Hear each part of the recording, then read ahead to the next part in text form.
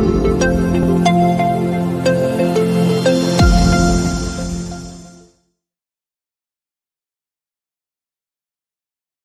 Friends, welcome to SPR media works. Kurnool assembly నియోజకవర్గం కర్నూలు జిల్లా కర్నూలు లోక్సభ నియోజకవర్గంలోని 7 అసెంబ్లీ సెగ్మెంట్లలో ఒకటి. ఈ నియోజకవర్గం 1951లో ఏర్పాటైంది. 2019 నాటికి ఈ నియోజకవర్గంలో మొత్తం 2,58,815 మంది ఓటర్లు ఉన్నారు.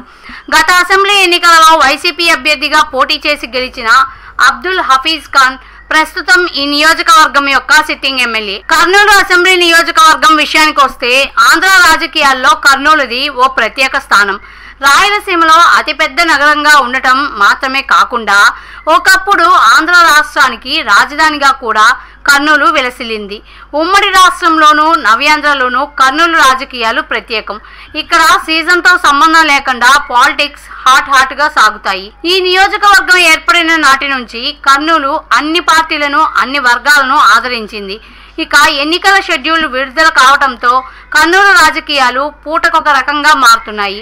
ఈ క్రమంలో గత ఎన్నికల ఫలితాలని ఒకసారి విశ్లేషిద్దాం. 2009 ఎన్నికలలో కాంగ్రెస్ అభ్యర్థి టీజీ వెంకటేష్, సిపిఐ అభ్యర్థి ఎం అబ్దుల్ గఫూర్ మరియు పిఆర్పి అభ్యర్థి ఎన్ఎం రాజశేఖర్ రెడ్డిలపై పోటీ చేసి 44,067 ఓట్లతో గెలుపొందారు. 2014 ఎన్నికలలో వైసీపీ అభ్యర్థి ఎస్వి మోహన్ రెడ్డి, టీడీపీ అభ్యర్థి టీజీ వెంకటేష్ పై పోటీ చేసి 3,479 ఓట్ల మెజార్టీతో గెలుపొందారు.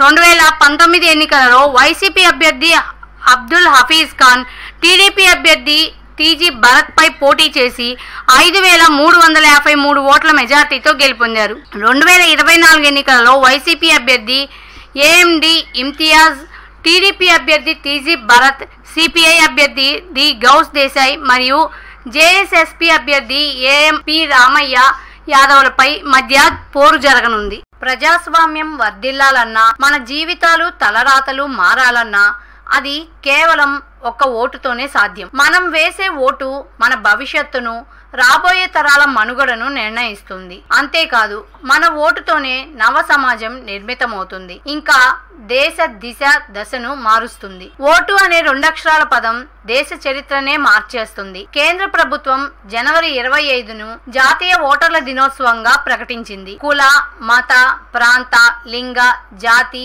భాష అనే భేదం లేకుండా దేశంలో నివసించే 18 సంవత్సరాలు నిండిన పౌరులు అందరికీ భారత రాజ్యాంగం ఆర్టికల్ 326 ద్వారా ఓటు హక్కును కల్పిస్తుంది. ప్రజాస్వామ్యాన్ని గౌరవించాల్సిన బాధ్యత ప్రతి పౌరుడిపై ఉంది. ప్రజాస్వామ్యానికి ఓటే పునాది. దేశ రాష్ట్ర భవిష్యత్తును నిర్ణయించేది ఈ ఓటే. అలాంటి ఈ ఓటును డబ్బుకు, మద్యానికి అమ్ముకోకుండా భారత ప్రజాస్వామ్య పరిరక్షణ కోసం ప్రతి ఒక్కరూ తప్పనిసరిగా తమ ఓటు హక్కు వినియోగించుకోవాలి.